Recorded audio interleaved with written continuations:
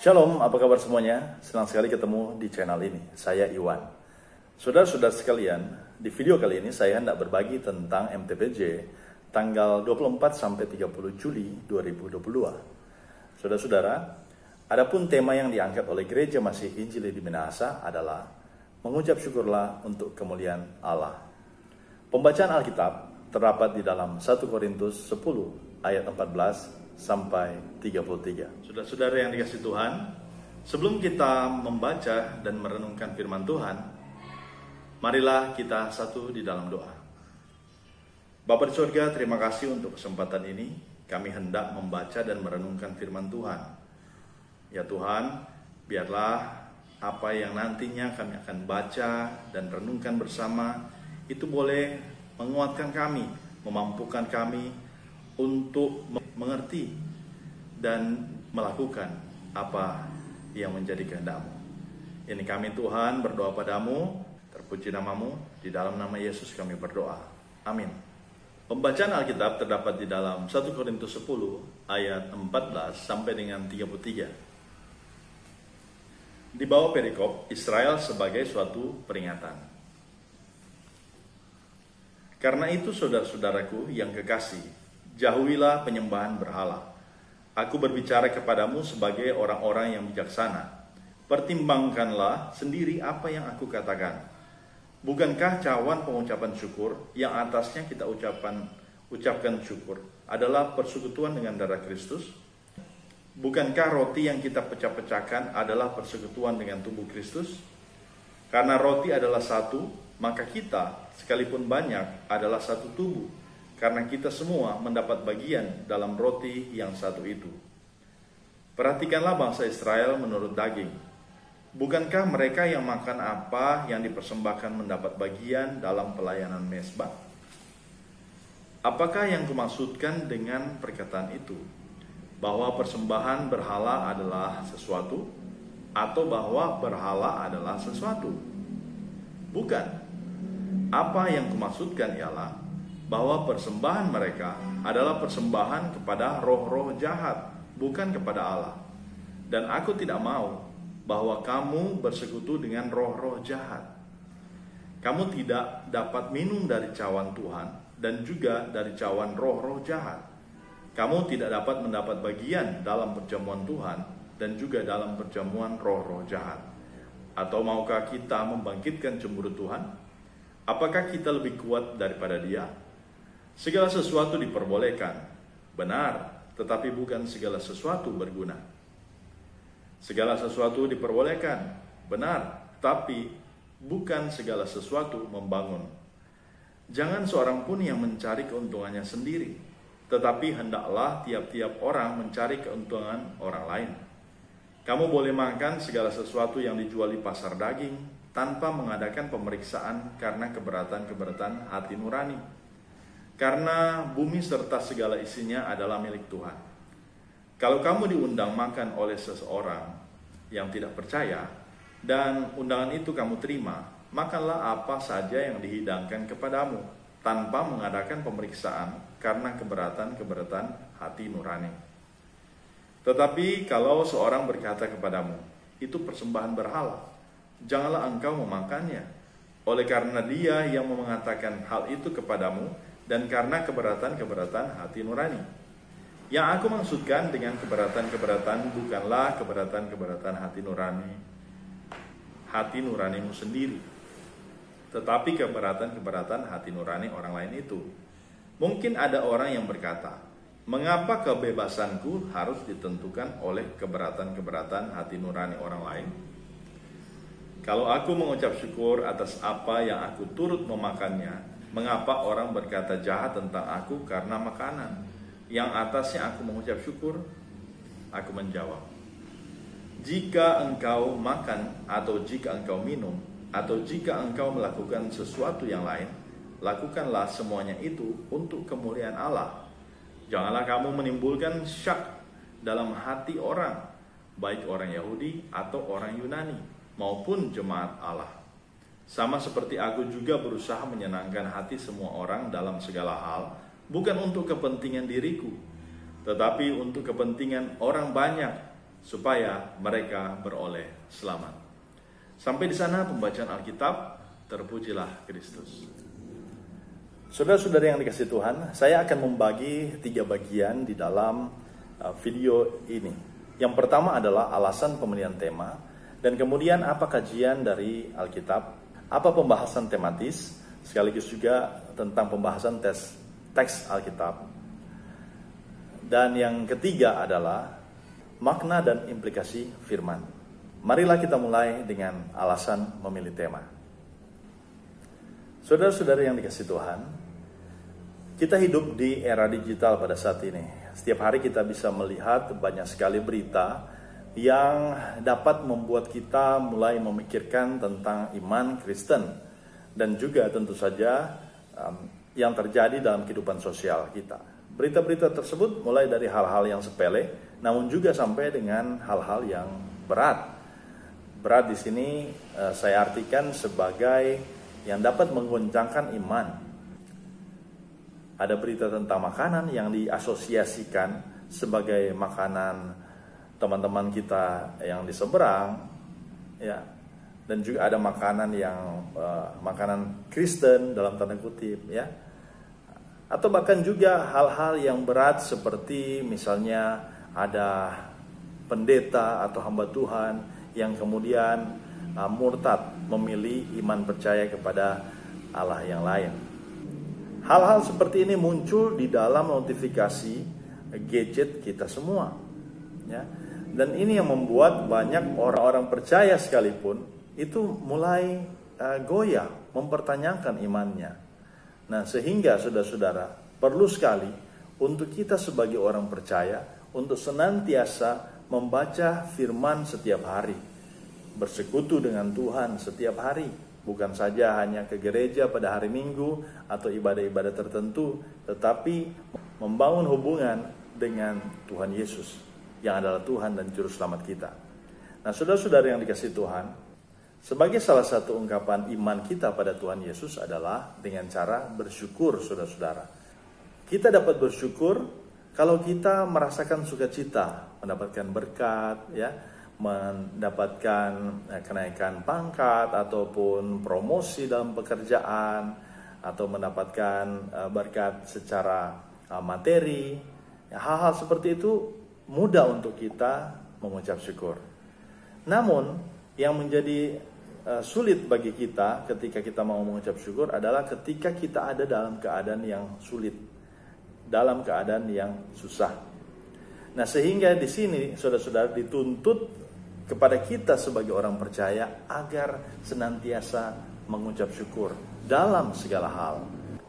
Nah, saudara-saudara yang dikasihi Tuhan, bersyukur kepada Tuhan adalah karakter orang Kristen, karakter orang percaya, sifat dan perilaku yang kita lakukan setiap harinya. Nah, orang-orang percaya itu harus mensyukuri berkat dan anugerah pemeliharanya, dan tentu saja apapun yang dinyatakan kepada kita, termasuk di dalamnya pergumulan dan juga kesulitan hidup. Nah, untuk itu saudara-saudara yang dikasihi Tuhan, firman Tuhan mengajarkan kepada kita agar supaya untuk mengucap syukurlah dalam segala hal, sebab itulah yang dikehendaki Allah dalam Yesus Kristus bagi kamu. 1 Tesalonika 5 ayat 18.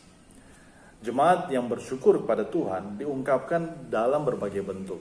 Apakah lewat ibadah, ya, kita tahu kalau misalnya ada pengucapan syukur, ada juga hari ulang tahun perkawinan, kelahiran, ya, bahkan kematian sekalipun kita bikin ibadah syukur. Atau juga ada persembahan syukur, ya, kita mendapatkan berkat, kemudian kita berkomitmen untuk memberikan persembahan syukur ke gereja ataupun ke tempat-tempat yang lain yang kita rasa harus dibantu.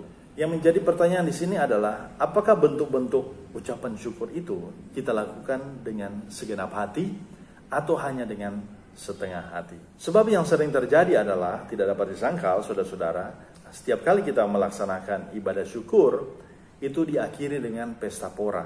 Bahkan sampai ada orang yang mabuk-mabuk, saudara, ya, mengganggu lingkungan, bahkan juga mereka memainkan musik sampai larut malam. Nah, padahal dimulai dengan ibadah syukur, lagu-lagu rohani, yang kemudian berakhir dengan lagu-lagu rohana. Ini patut kita pertimbangkan, patut kita pikirkan di dalam kehidupan kita sebagai orang percaya. Mungkin ada orang yang beralasan bahwa ini kan sudah tradisi, biasanya kita lakukan ini. Nah, saudara-saudara, apakah hanya sebuah tradisi tanpa menghayati makna dalam perayaan tersebut? Nah, ini memang menjadi pertanyaan yang perlu dijawab oleh orang Kristen. Nah, saudara-saudara yang dikasihi Tuhan, perayaan ucapan syukur tentunya diekspresikan sebagai tanda terima kasih kepada Tuhan karena Dia telah memberikan keselamatan kepada kita dan berkat kehidupan bagi orang percaya. Nah, kita masih ingat tentu saja ketika bangsa Israel keluar dari tanah Mesir.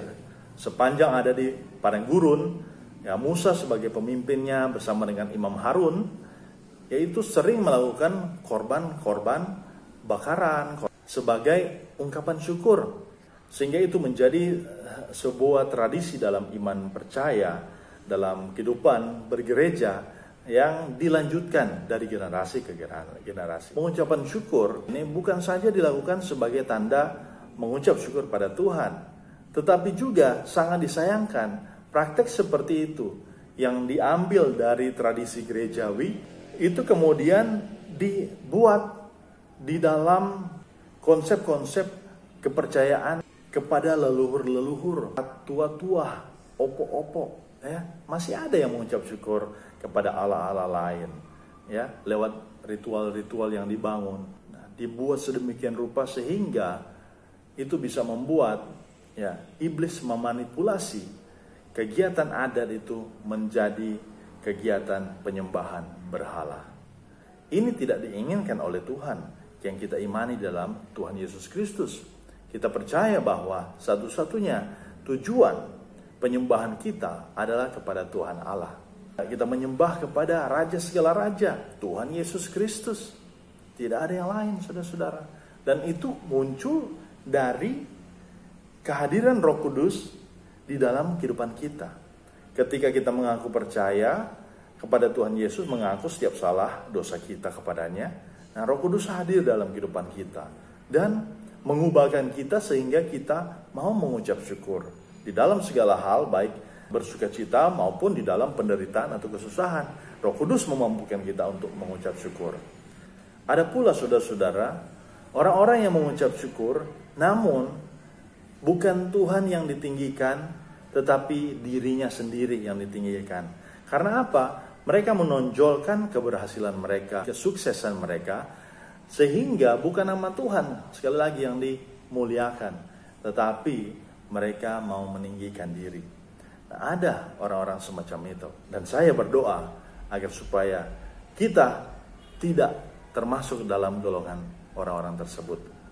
Nah, dengan alasan seperti inilah saudara-saudara, sehingga jemaat diajak untuk merenungkan satu bagian tema ini, yaitu mengucap syukurlah untuk kemuliaan Allah. Saudara-saudara, mari kita masuk dalam pembahasan teks Alkitab. Rasul Paulus di dalam perjalanan penginjilannya yang kedua mengunjungi kota Korintus. Paulus tinggal di sana selama 1,5 tahun, saudara-saudara. Dan selama dia ada di sana, dia memberitakan firman tentang Yesus adalah Mesias. Walaupun dia mengalami banyak penolakan dari antara orang-orang Yahudi yang ada di sana. Akan tetapi banyak juga yang memberi diri untuk dibaptis dan menjadi percaya. Sehingga dapat dikatakan bahwa Pauluslah yang mendirikan jemaat yang ada di Korintus pada saat itu. Nah, saudara-saudara yang dikasihi Tuhan, pada saat Galio menjadi gubernur dari kota Korintus, ya, dan ini adalah pusat pemerintahan. Provinsi Akaya menjadi kota metropolitan yang berkembang, sangat berkembang, dan di mana banyak dari orang-orang yang ada di sekitar daerah tersebut itu datang ke Korintus di provinsi Akaya ini untuk bermacam-macam, ya, tujuannya. Ada yang berdagang, ibadah sesuai dengan kepercayaan mereka, dan juga budaya-budaya yang ada tentu saja menjadi melting pot, semua ada di Korintus. Nah, sebagai kota pelabuhan dan perdagangan, ini membawa dampak yang macam-macam, ya. ada yang dampak secara ekonomi taraf hidupnya semakin meningkat, ya.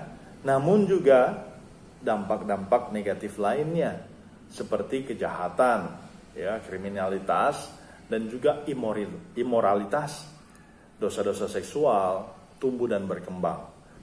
Korintus adalah tempat berkembangannya pusat penyembahan dewa-dewa Romawi dan juga Yunani seperti Aphrodite dan juga Apollo. Dan itu banyak sekali bertebaran kuil-kuil yang ada di kota itu.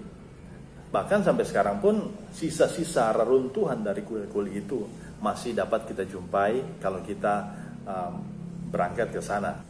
Surat 1 Korintus ini adalah surat pengembalaan kepada jemaat yang ada di Korintus. Karena ini adalah perjalanan Paulus kedua, ya, dan dia kemudian menuliskan surat ke Korintus, dan ini dia lakukan karena dia mendengar hal-hal yang membuat jemaat yang ada di Korintus itu meninggalkan iman percaya mereka. Bahkan ada yang bimbang oleh karena pengajaran-pengajaran palsu, sehingga Paulus mau dan rindu agar supaya jemaat yang ada di sana itu tetap mempertahankan iman dan orang-orang percaya di sana untuk terus dan tetap menyembah Tuhan Yesus Kristus Sang Mesias. Masalah yang ada di jemaat di Korintus seperti pertentangan dalam jemaat kita bisa baca di dalam 1 Korintus pasal 1 ayat 11, dan kemudian ada yang membanggakan diri karena mempunyai karunia-karunia roh, itu dapat kita baca di ayat 20 sampai 29. Dan tentang hal ini itu sudah pernah dibahas juga di channel ini. Nanti mungkin ada linknya di sini atau mungkin juga ada di description box. Nanti teman-teman bisa nonton ya pembahasan tentang ini. Nah, ada juga tentang imoralitas di dalam 1 Korintus pasal yang kelima. Tentang makanan juga yang dipersembahkan kepada dewa-dewa kafir. Ini membuat orang-orang yang ada di jemaat di Korintus mulai terpecah-pecah. Oleh karena itu surat 1 Korintus ini, terutama dalam pembacaan kita pasal 10 ayat 14-33 adalah bagian dari nasihat Paulus tentang kehidupan jemaat agar hanya menyembah dan memuliakan Tuhan.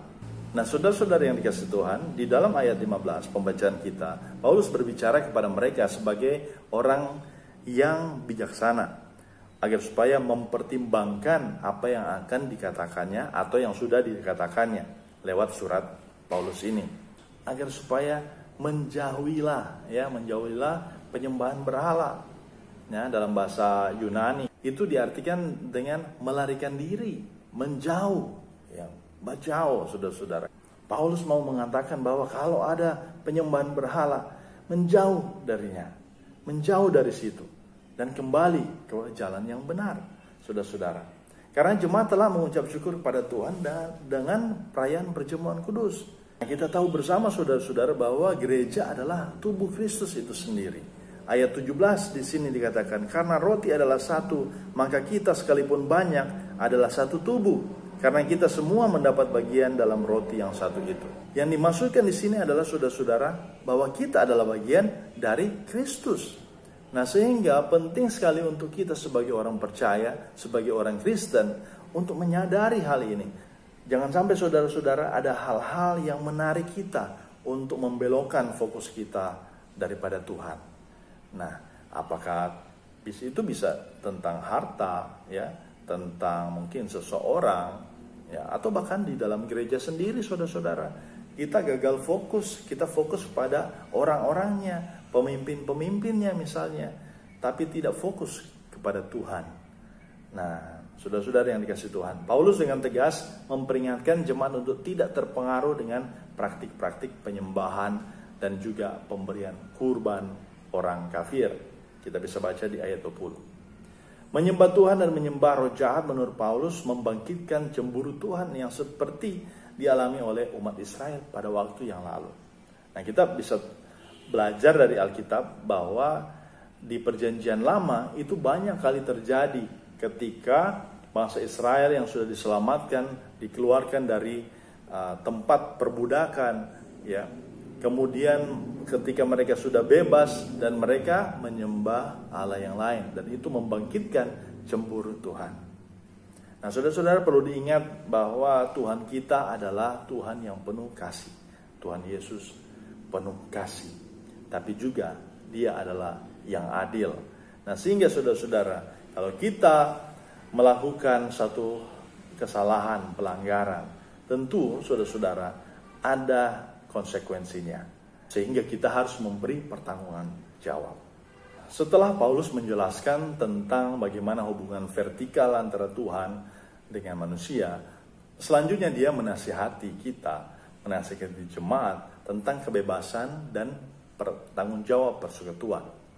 Kebebasan seseorang itu dilihat dari tujuan. Apakah yang dilakukan itu berguna dan membangun kehidupan jemaat atau tidak.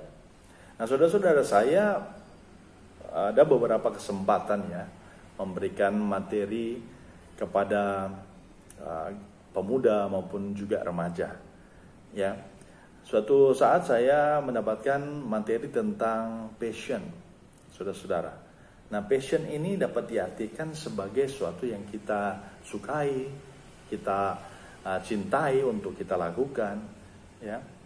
Dan ada yang bertanya ya, Kak, bagaimana dengan kalau dia ini passionnya itu bermain game, menjadi gamer. Nah, saudara-saudara, di zaman sekarang ya, memang banyak sekali tantangan bagi generasi muda, sekaligus juga tantangan bagi orang tua yang melihat anak-anak mereka itu mulai aktif dengan bermain game, saudara-saudara. Nah, namun dalam pembacaan Alkitab pada saat ini, kita bisa melihat bahwa semua itu dapat kita lakukan. Tetapi, apakah itu bermanfaat? Apakah itu berguna? Kalau itu tidak terlalu berguna, maka sebaiknya itu kita jangan lakukan. Saudara-saudara, di sini kita bisa melihat bahwa kita sebetulnya diberikan kebebasan untuk melakukan banyak hal. Tapi ingat saudara-saudara, bahwa tidak semua itu membangun kehidupan jemaat. Tidak semua itu berguna. Sehingga, kalaupun kita diberikan passion ya di dalam game yang seperti contoh tadi, ya kita bisa melakukannya, kita tetap dapat melakukannya. Tetapi kita harus benar-benar membagi waktu sedemikian rupa, memanage waktu sedemikian rupa, sehingga kita tidak mengesampingkan tujuan utama kita, yaitu menyembah Tuhan Allah di dalam segala hal tentu saja. Sehingga jangan sampai game itu membawa kita menjauh daripada Tuhan. Sudah mulai menjauh dari persekutuan ibadah, sudah menjauh dari pelayanan. Nah, ini yang dikatakan oleh Paulus, bahwa semua itu dapat dilakukan, tapi tidak semua berguna atau tidak semua membangun kehidupan jemaat.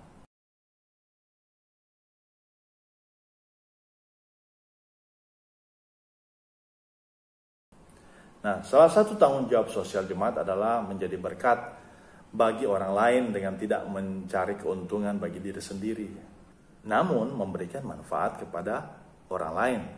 Paulus juga memberi perhatian pada soal makanan dengan tidak memberatkan hati nurani.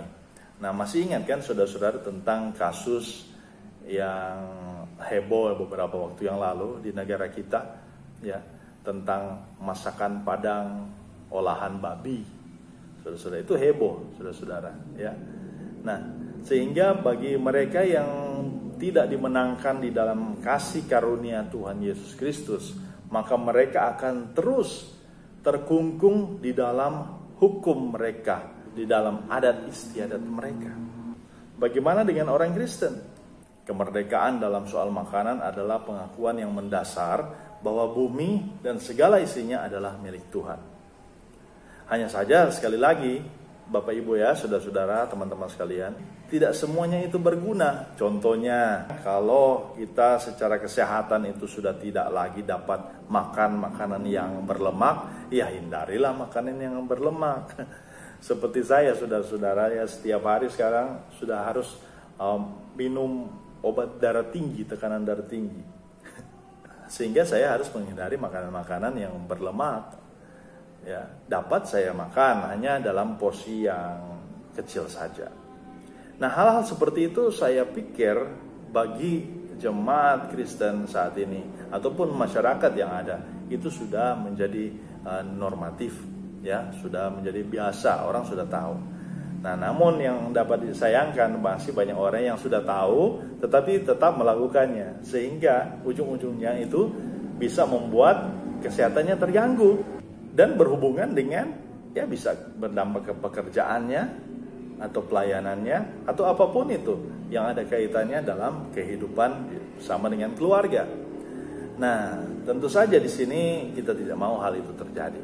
Nah, dihubungkan dengan apa yang diucapkan oleh Paulus dalam suratnya ke Korintus ini, ke jemaat di Korintus, Paulus menegaskan apa yang dilakukan manusia termasuk soal makan dan minum, lakukanlah semuanya, tapi untuk kemuliaan Allah.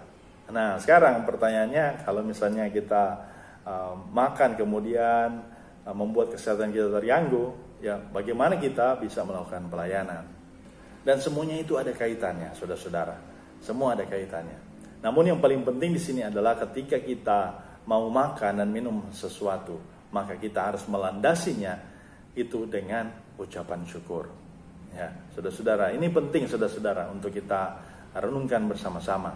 Ya. Karena ada orang saat ini kalau dia sudah suka dengan makanan tertentu, dia kadang-kala sudah lupa berdoa.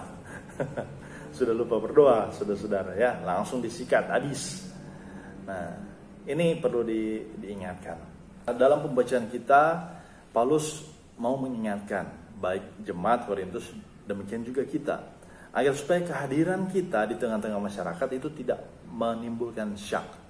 Syak ini, saudara-saudara, artinya kalau di dalam KBBI, ya, Kamus Besar Bahasa Indonesia, itu diartikan sebagai curiga atau sanksi, ya, kurang percaya. Jadi jangan sampai kita sebagai orang percaya ketika ada di dalam masyarakat itu mereka mencurigai kita atau tidak percaya pada kita. Oleh karena apa, saudara-saudara? Oleh karena apa yang kita katakan mungkin tidak sesuai dengan apa yang kita lakukan. Karena bumi segala isinya adalah milik Tuhan. Kalau kamu diundang makan oleh seseorang yang tidak percaya dan undangan itu kamu terima, makanlah apa saja dihidangkan kepadamu. Ya, terima saja. Tapi kita harus mengucap syukur di atasnya. Kita bersyukur. Tapi kalau misalnya kita sudah dikatakan ini jangan dimakan ya, karena ini dipersiapkan untuk sesajen. Ya, jangan kita makan, saudara-saudara. Ya kan ada saudara-saudara kita, teman-teman kita yang beragama lain, saudara-saudara itu ada sesajen-sesajennya untuk dipersembahkan pada dewa-dewa mereka. Ya, kalau kita sudah tahu itu untuk sesajen, jangan kita makan.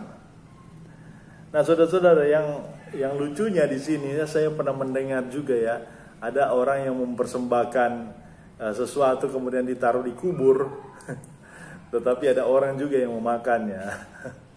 Nah, ini apakah ini termasuk juga dalam pembahasan kita? Nah, mungkin teman-teman bisa komennya di bawah. Nah, saudara-saudara, pada akhirnya di dalam teks Alkitab yang kita baca di sini adalah kita harus senantiasa mau menyenangkan Tuhan. Kita harus senantiasa mau menyembahnya di dalam segala hal. Dalam segala hal. Di sini contohnya tentang makanan dan minuman. Dalam hal-hal yang prinsip, yang mendasar. Apalagi dengan hal-hal yang lain. Saudara, Paulus mengatakan ayat 33 di sini. Ayat 32. Tentang janganlah kamu menimbulkan syak dalam hati orang. Tadi kita sudah sempat bahas singkat ya. Nah, sama seperti aku juga berusaha menyenangkan hati semua orang dalam segala hal, bukan untuk kepentinganku, tetapi untuk kepentingan orang banyak, supaya mereka beroleh selamat. Nah, saudara-saudara, ini misi kita untuk senantiasa mau menjadi berkat di mana saja kita pergi dan berada. Nah, saudara-saudara, apa makna dan implikasi firman yang dapat kita ambil dari sini? Yang pertama, saudara-saudara, kita tahu bahwa bumi serta isinya adalah milik Tuhan semata, karena Dialah yang menciptakan alam semesta ini. Apa yang Tuhan ciptakan semuanya baik adanya. Untuk itu, pujian syukur dari umat kita persembahkan pada Tuhan. Tuhan tidak menghendaki kita menyembah pada roh-roh jahat ataupun kepada allah-allah lain, tapi semata-mata kita tujukan persembahan kita hanya kepada Tuhan. Yang kedua, saudara-saudara, yang dapat kita tarik di sini adalah persekutuan di dalam perjamuan kudus dengan meminum cawan ucapan syukur berarti umat mengucap syukur kepada Tuhan yang telah memberikan keselamatan kepada kita. Kita menjadi bagian dari tubuhnya, kita juga menjadi bagian dari darahnya. Itu adalah simbol kita sebagai orang percaya, menjadi bagian di dalam Kristus. Nah, sehingga saudara-saudara perlu kita sebagai tubuh Kristus menjadi saksi di mana saja kita pergi dan berada. Sehingga sebagai orang percaya, saudara-saudara, maka kita harus menjadi saksi baik di dalam lingkungan pelayanan maupun ketika kita ada di luar lingkungan pelayanan, di dalam pekerjaan, di tempat studi kita, perkuliahan, sekolah kita, ya, di mana saja kita pergi dan berada, maupun kita ada di tempat-tempat umum yang lainnya, kita harus menempatkan Kristus di tengah-tengah kehidupan kita.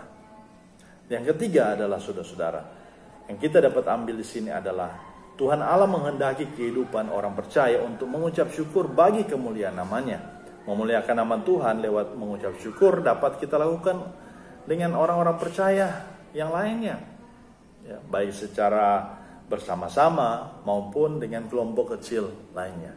Untuk apa? Untuk senantiasa memperkaya iman percaya kita. Karena apa? Orang-orang yang belajar firman Tuhan, ya, orang-orang yang belajar firman Tuhan di dalam sebuah kelompok itu dapat saling membangun satu dengan yang lainnya, sehingga memperkuat iman percaya masing-masing yang ada di dalam kelompok tersebut. Dan ketika kelompok ini mulai berkembang, nah itu akan berdampak kepada kelompok yang lain. Nah, dimulailah dari keluarga masing-masing, saudara-saudara. Karena inilah inti dari pelayanan Kristus, yaitu mulai dari keluarga. Keluarga berdampak, dan ketika masing-masing anggota keluarga ini ada di tempat profesi mereka ataupun di tempat studi mereka, mereka juga berdampak di sana. Sehingga saudara-saudara, apa yang kita lakukan untuk kepentingan bersama, untuk kepentingan orang lain, itu sebenarnya menunjukkan kasih Kristus di tengah-tengah kehidupan kita. Seperti Kristus yang rela berkorban bagi kita, rela menderita, bahkan mati di atas kayu salib untuk menebus dosa-dosa kita. Sehingga hendaklah kita sebagai orang-orang yang percaya, pengikut-pengikut Tuhan Yesus, rela untuk menderita. Biarlah firman Tuhan yang kita renungkan pada saat ini memampukan kita untuk senantiasa mau mengucap syukur kepada Tuhan untuk kemuliaan-Nya. Tuhan Yesus memberkati. Amin. Saudara-saudara, jika Anda suka dengan video ini, jangan lupa untuk meninggalkan like, subscribe, dan juga boleh komen ya. Tuhan Yesus memberkati. Sampai jumpa di video-video yang lain. Bye.